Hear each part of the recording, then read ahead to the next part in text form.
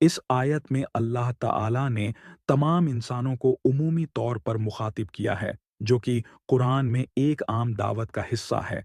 यहाँ अल्लाह ताला ने इंसानों को अपनी तौहीद की तरफ है बुलाया है और उनको उनकी तख्लीक का मकसद याद दिलाया है।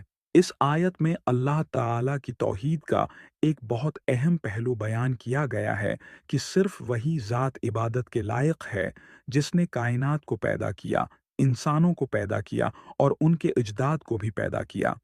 इस आयत का मरकज़ी मौज़ू इबादत है और अल्लाह ताला यहाँ लोगों को इबादत करने का हुक्म दे रहे हैं। अरबी लफ्ज़ के मानी है इबादत करो और यहाँ इस इबादत से मुराद हर तरह की इताअत और परस्तिश है, जिसमें दिल, दिमाग और जिस्मानी अमाल सब शामिल हैं।